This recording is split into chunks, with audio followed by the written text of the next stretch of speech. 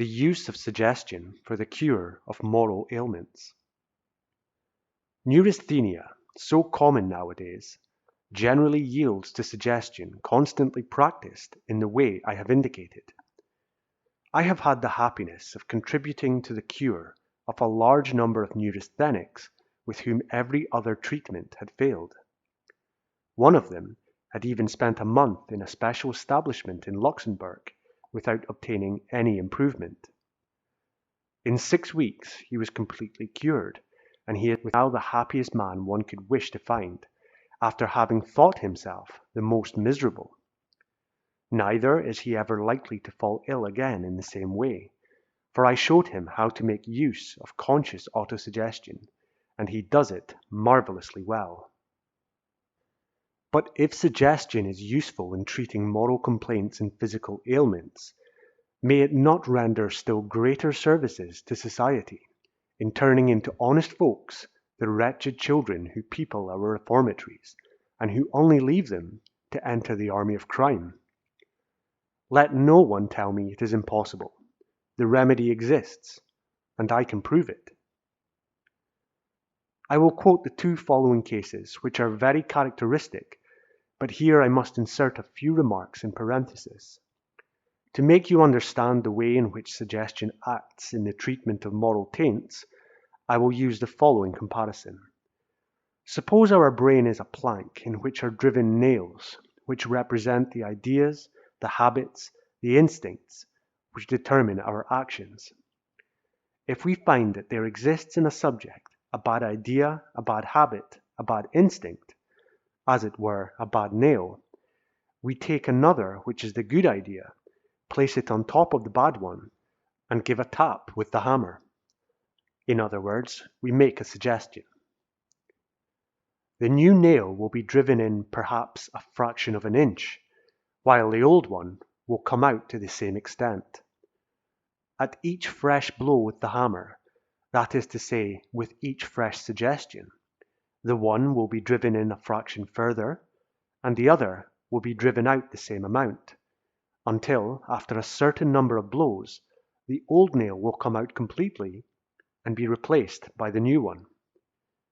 When this substitution has been made, the individual obeys it. Let us return to our examples. Little M, a child of 11 living at Troyes in France, was subject night and day to certain accidents inherent to early infancy. He was also a kleptomaniac, and, of course, untruthful into the bargain.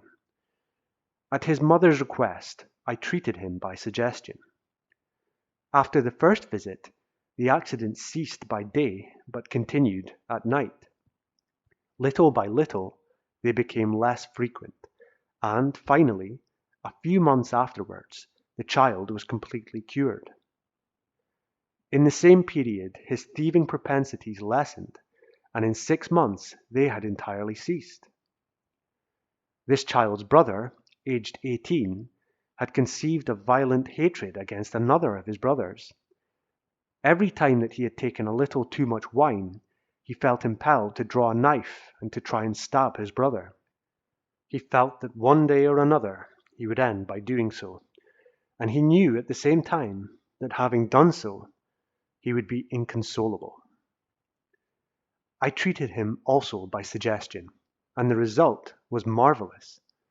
After the first treatment he was cured. His hatred for his brother had disappeared, and they have since become good friends and got on capitally together. I followed up the case for a long time, and the cure was permanent. Since such results are to be obtained by suggestion, would it not be beneficial, I might even say indispensable, to take up this method and introduce it into our reformatories? I am absolutely convinced that if suggestion were daily applied to vicious children, more than 50% could be reclaimed.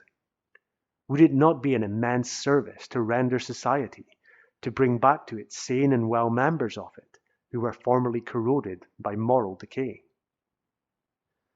Perhaps I shall be told that suggestion is a dangerous thing, and that it can be used for evil purposes.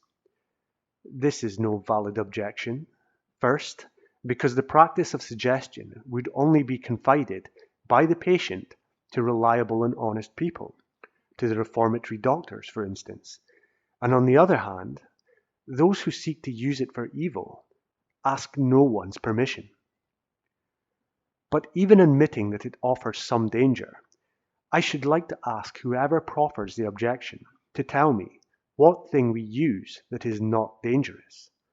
Is it steam, gunpowder, railways, ships, electricity, automobiles, aeroplanes? Are the poisons not dangerous which we, doctors and chemists, use daily in minute doses, and which might easily destroy the patient in a moment's carelessness if we unfortunately made a mistake in weighing them out?